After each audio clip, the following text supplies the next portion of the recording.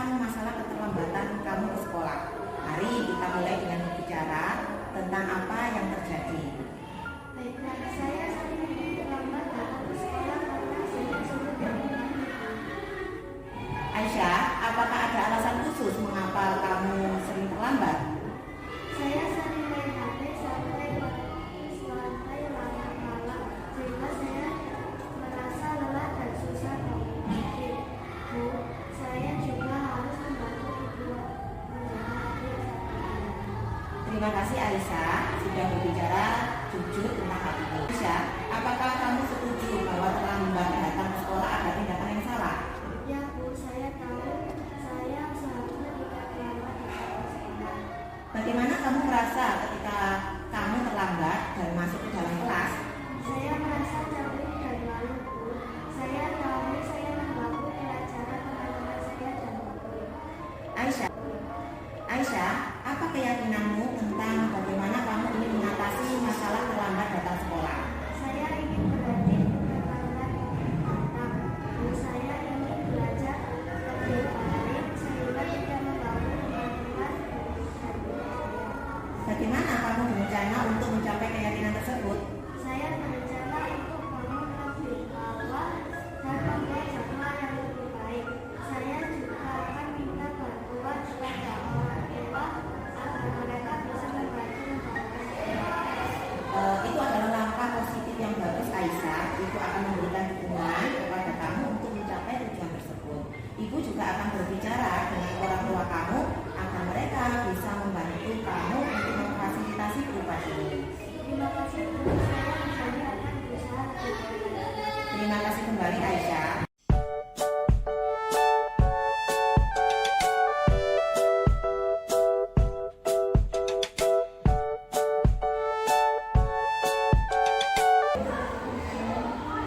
Assalamualaikum warahmatullahi wabarakatuh.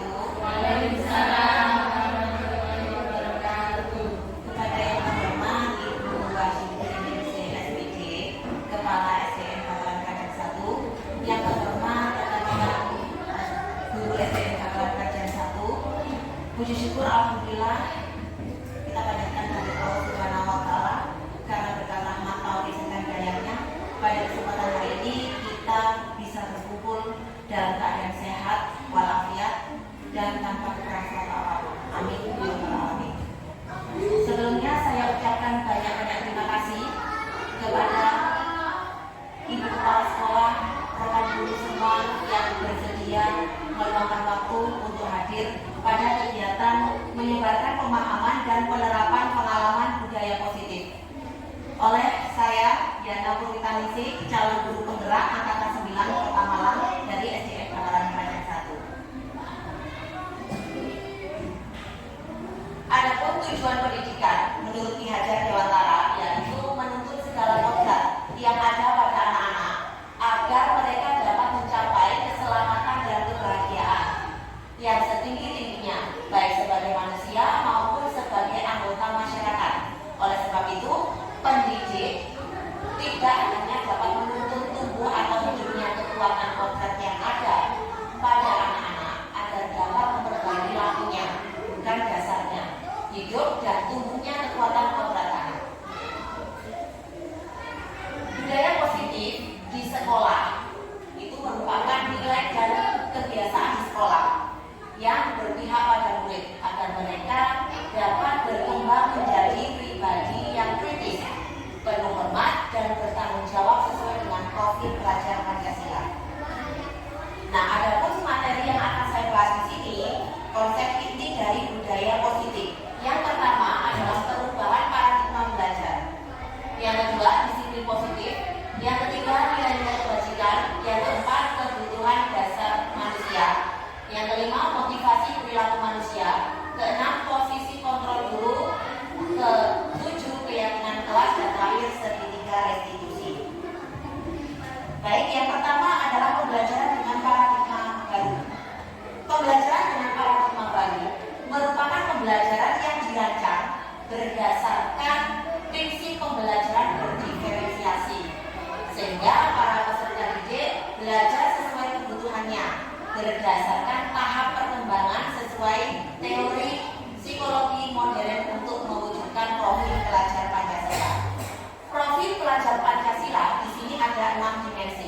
yaitu yang pertama adalah beriman, bertakwa kepada Tuhan Yang Maha Esa, dan berakhlak mulia.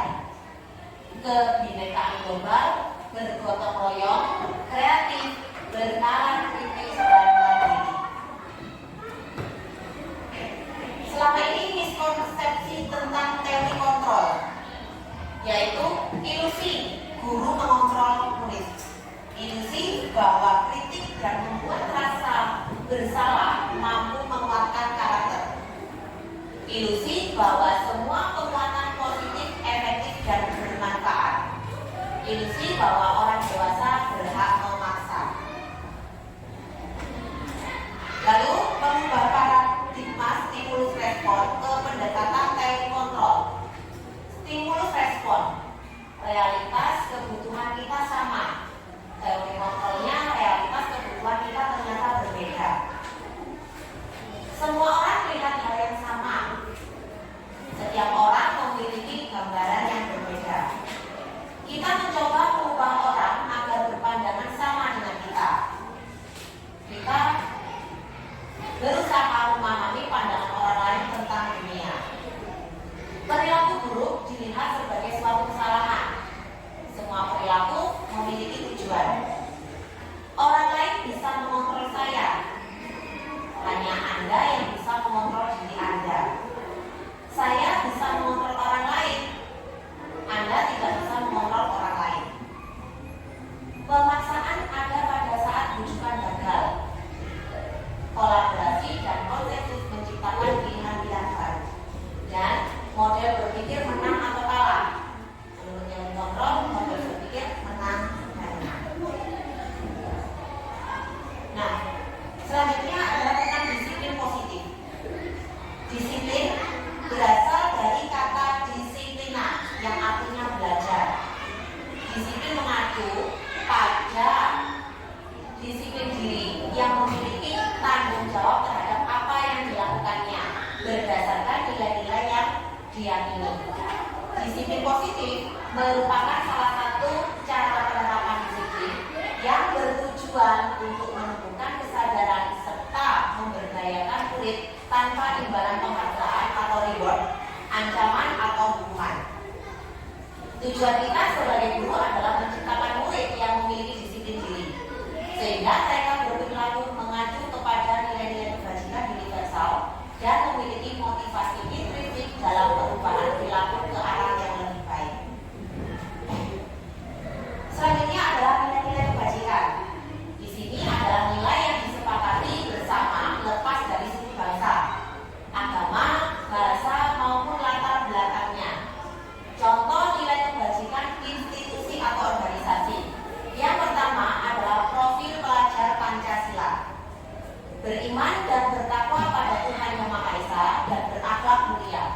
Berkebinekaan global, gotong royong, mandiri, kreatif, dan bernalar kritis. Ibo Primary Desk Program atau PDP.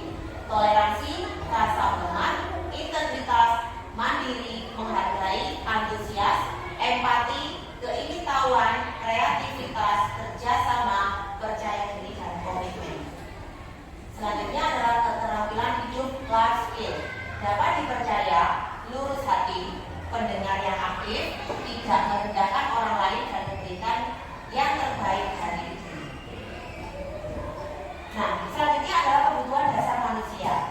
Kebutuhan dasar manusia adalah segala sesuatu yang kita lakukan untuk mendapatkan apa yang kita inginkan.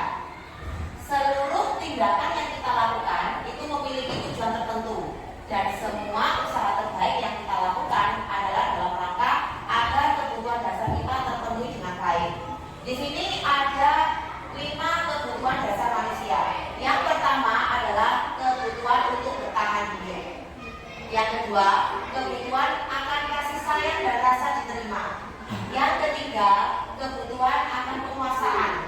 Yang keempat, kebutuhan akan kebebasan. Dan yang kelima, kebutuhan akan kesenangan. Nah, ini adalah penjelasan dari 5 kebutuhan dasar manusia tadi. Yang pertama adalah bertahan hidup.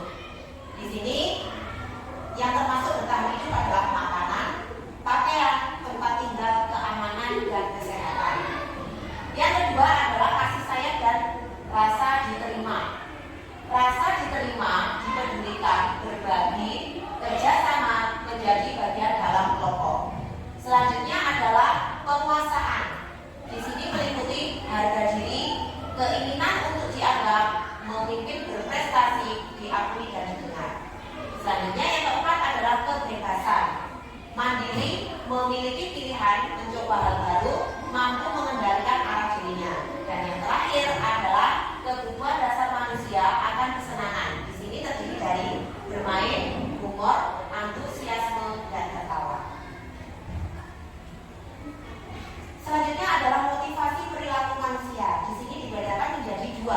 motivasi ekstrinsik dan motivasi intrinsik.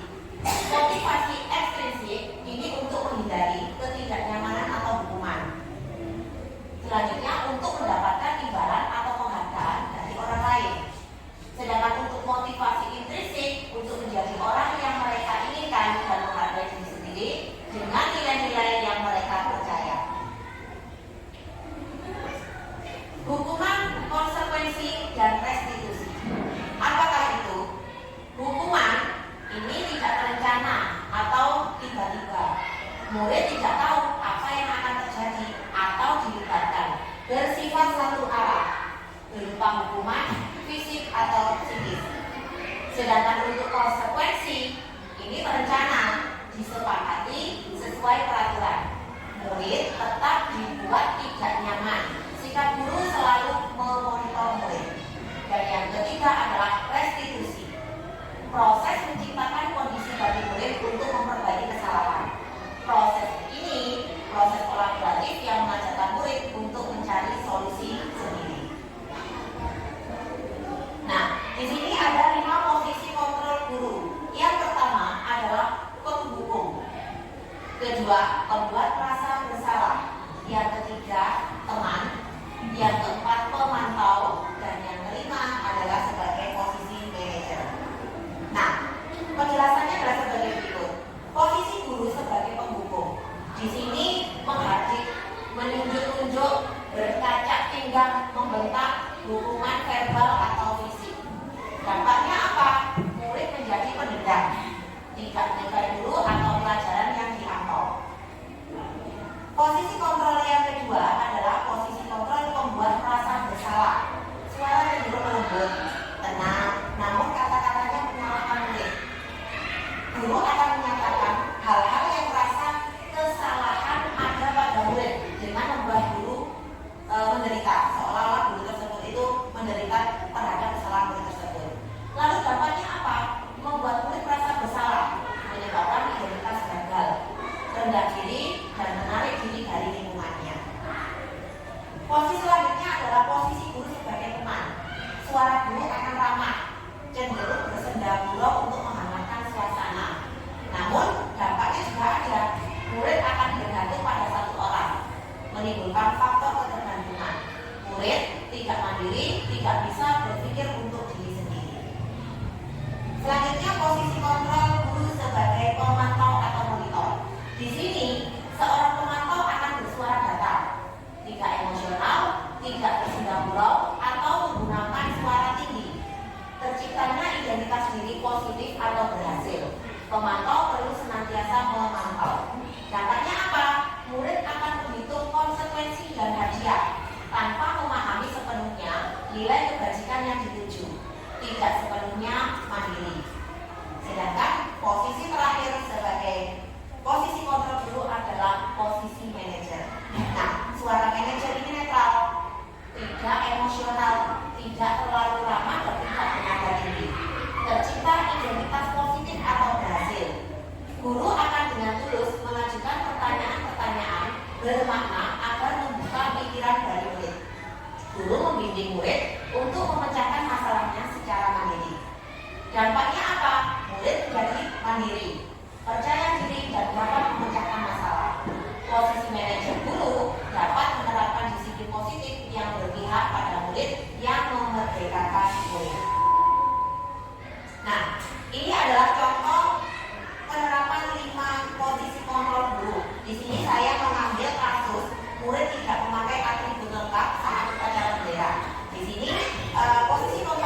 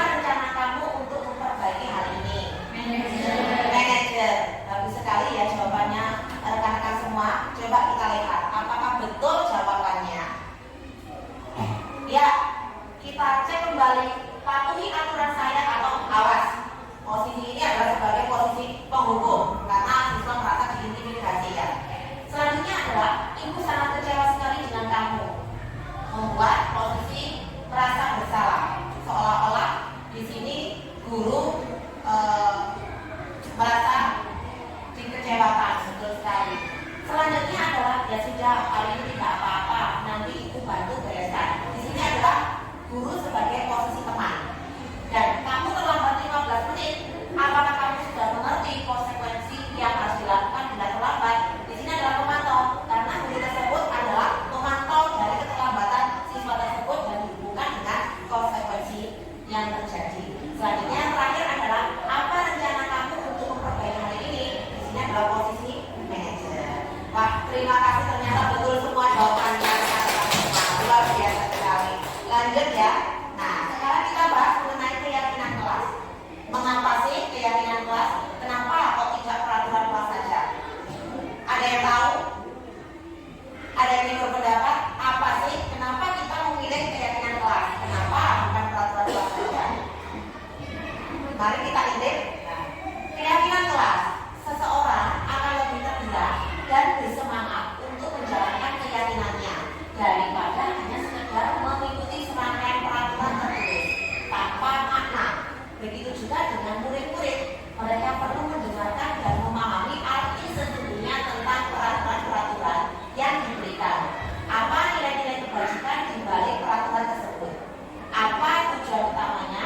Dan menjadi tidak tertarik atau takut sehingga hanya sekedar mengikuti serangkaian peraturan-peraturan yang mengatur mereka tanpa memahami tujuan mulianya. Nah, dalam pembentukan keyakinan kelas di sini ada beberapa tahapan. Yang pertama, keyakinan kelas ini bersifat lebih abstrak daripada peraturan yang lebih rinci dan konkret. Keyakinan kelas berupa pernyataan-pernyataan universal. Pernyataan keyakinan kelas senantiasa dibuat dalam bentuk positif. Keyakinan kelas hendaknya tidak terlalu banyak sehingga mudah diingat dan dipahami oleh semua warga kelas. Keyakinan kelas sebaiknya sesuatu yang dapat diterapkan di lingkungan tersebut. Semua warga kelas hendaknya ikut berkontribusi dalam pembuatan keyakinan kelas lewat kegiatan curah pendapat, bersedia meninjau kembali keyakinan kelas dari waktu ke waktu. Nah, di sini selanjutnya adalah tentang segitiga restitusi. Suatu proses dialog yang dijalankan oleh guru akan dapat menghasilkan murid yang mandiri dan bertanggung jawab. Nah, dalam segitiga restitusi ini terdiri dari 3 tahapan. Yang pertama adalah menstabilkan identitas. Yang kedua adalah validasi tindakan yang salah, dan yang ketiga adalah menanyakan keyakinan. Ini adalah tahapan dari segitiga restitusi. Tahapan segitiga restitusi yang pertama adalah menstabilkan identitas. Di sini berdasarkan prinsip membuat kesalahan adalah bagian dari proses pembelajaran. Biasanya pernyataannya berupa berbuat salah itu wajar. Tidak ada manusia yang sempurna. Ibu atau bapak juga pernah melakukan itu. Ibu atau bapak tidak mau mencari siapa yang salah, tapi ibu atau bapak ingin mencari solusi dari permasalahan ini. Kamu berhak merasa begitu. Ini adalah contoh menstabilkan identitas. Tahap selanjutnya adalah validasi tindakan yang salah. Berdasarkan prinsip setiap perilaku berupaya memenuhi suatu kebutuhan tertentu. Di sini pertanyaannya bisa berupa, kamu pasti punya alasan mengapa melakukan hal itu. Kamu patut bangga pada dirimu sendiri karena kamu telah melindungi sesuatu yang penting buatmu. Kamu boleh mempertahankan sikap itu, tapi kamu harus menambahkan sikap yang baru.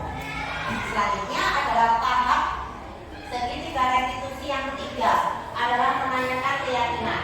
Berdasarkan prinsip teori kontrol bahwa pada dasarnya kita termotivasi secara intrinsik. Lalu apa saja bentuk pertanyaannya? Apa keyakinan kelas kita?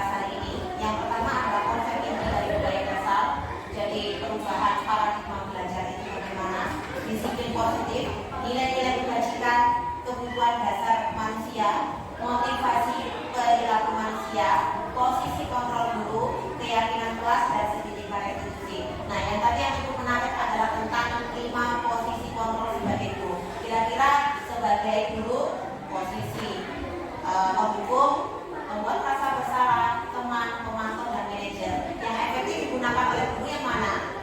Manajer. Ya, betul sekali. Sebagai guru, kita harus menggunakan posisi kontrol sebagai manajer. Kemudian untuk segitiga restitusi tadi, ada 3 tahapan segitiga restitusi. Nah, dari ketiga tahapan segitiga restitusi tersebut, diharapkan guru dapat melaksanakan ketiga tahapan tersebut, yaitu menstabilkan identitas, validasi tindakan yang salah, kemudian menanyakan keyakinan kelas. Jadi, dalam suatu proses dialog yang dijalankan oleh guru agar dapat menghasilkan murid yang mandiri dan bertanggung jawab, maka penggunaan segitiga restitusi sangat bermanfaat sekali bagi guru untuk menyelesaikan masalah yang ada di dirinya.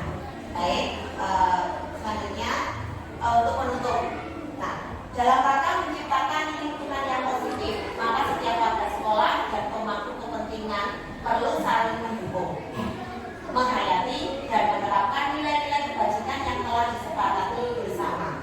Tujuan mulia dari penerapan disiplin positif adalah agar terbentuk murid-murid yang berkarakter, berdisiplin, santun, jujur, peduli, bertanggung jawab, dan merupakan pembelajar sepanjang hayat sesuai dengan standar kompetensi lulusan yang diharapkan. Baik, terima kasih atas partisipasi dari Ibu Kepala Sekolah beserta rekan-rekan guru semuanya. Terima kasih telah meluangkan waktunya untuk hadir dalam acara diseminasi yang saya lakukan terkait penerapan budaya positif. Jika ada salah kata, saya mohon maaf. Kurang lebihnya saya ucapkan banyak-banyak terima kasih. Wassalamualaikum warahmatullahi wabarakatuh.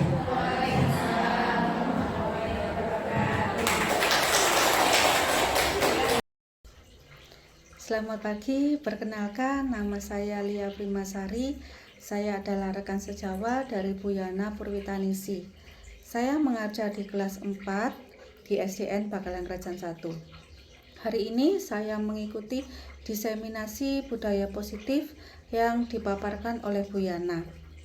Nah, ada hal yang menarik bagi saya, yaitu bagaimana guru sebaiknya menempatkan diri dalam posisi kontrol. Guru yang baik adalah menempatkan diri dalam posisi manajer. Seringkali yang saya lakukan, saya berada dalam posisi pembuat rasa bersalah dan juga sebagai teman. Untuk itu, dengan diseminasi ini mengingatkan saya kembali untuk menjadi seorang guru yang lebih belajar lagi untuk meningkatkan kemampuan saya sebagai seorang pendidik. Karena seorang guru adalah orang yang mengajar tanpa berhenti belajar. Terima kasih.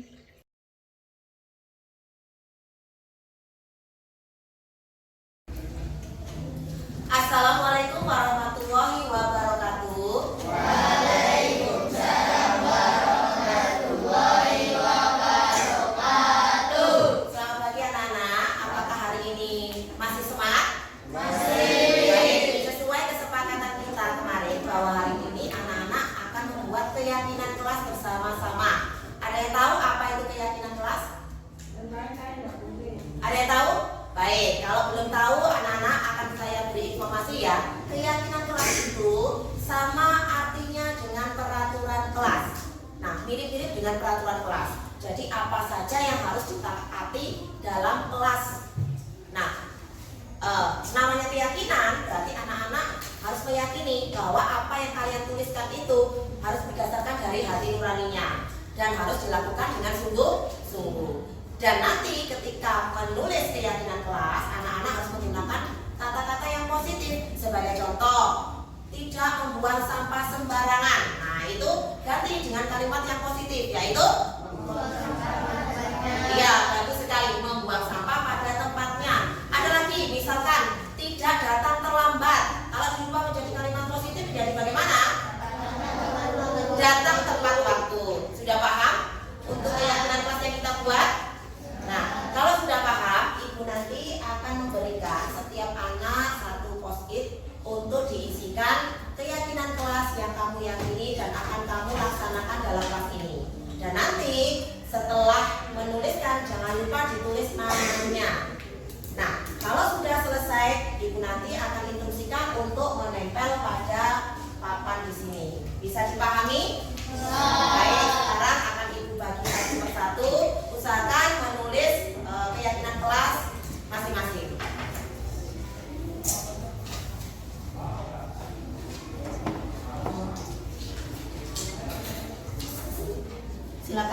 jangan lupa ditulis nama sekaligus keyakinan kelas yang sudah kalian yakini. Kalau sudah selesai, anak-anak boleh maju ke depan untuk menempelkan pada papan di depan.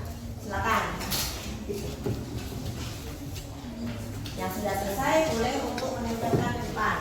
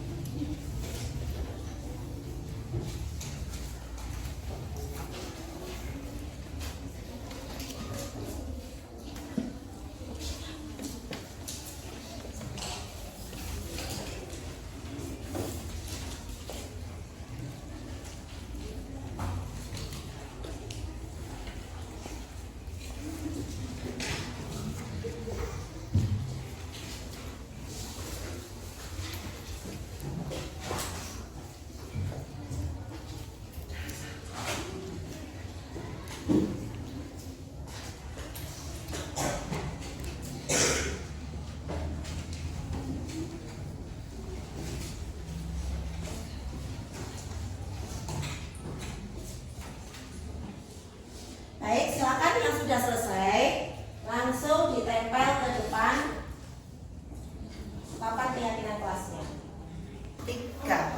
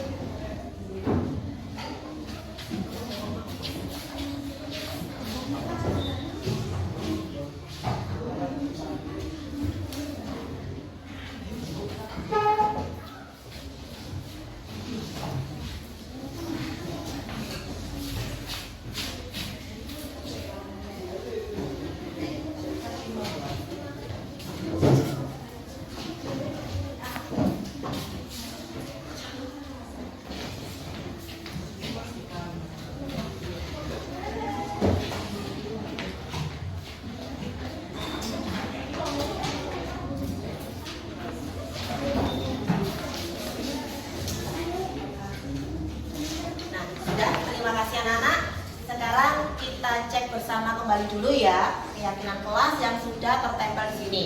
Jadi nanti kalau ada kata-kata yang sama berarti kita ambil. Jadi kita pakai satu kesepakatan. Contoh misalkan di sini memakai atribut lengkap. Di sini punyanya Marsa sama Jenny juga sama. Berarti saya ambil satu ya. Nah di sini. Kemudian berkata sopan. Berkata sopan. Nah ini juga sama. Berkata sopan. Ada juga. Di sini saat pembelajaran harus memahami pembelajaran. Memakai sepatu warna hitam. Kemudian di sini buanglah sampah pada tempatnya. Nah, ini juga ada sama punyanya Jaki. Menjaga teman sekelas, menjaga taman sekolah ya. Kemudian memakai atribut lengkap, ini juga sama. Datang tepat waktu. Oke, ini juga sama. Mengerjakan PR, ya sama ini. Membuang sampah tadi sudah. Menggunakan atribut lengkap, ya ini juga sama. Nah, datang dengan tepat waktu. Mengerjakan PR, juga sama. Nah, oke, ini adalah keyakinan kelas yang telah kita sepakati.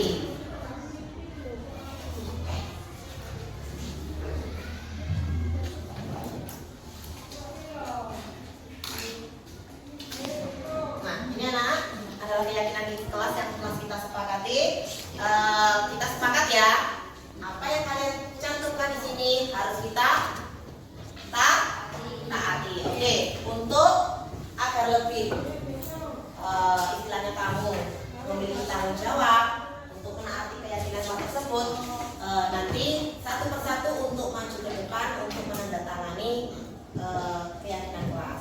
Ya, silakan dimulai dari Aisyah. Silakan maju.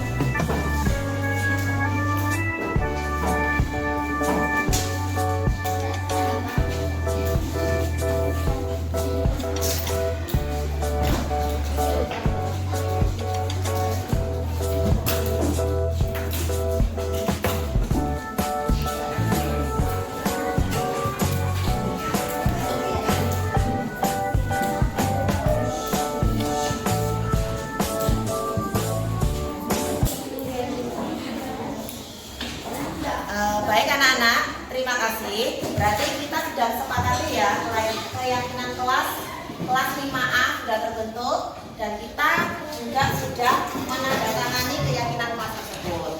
Berarti anak-anak harus sepakat untuk menaati aturan yang telah kita buat. Nah, mungkin ada pertanyaan tuh hari ini. Sudah jelas ya, sepakat untuk menaati keyakinan yang sudah dibuat. Sepakat? Baik, terima kasih. Untuk hari ini cukup sekian dulu. Ibu ucapkan banyak terima kasih. Wassalamualaikum warahmatullahi wabarakatuh. Waalaikumsalam warahmatullahi wabarakatuh.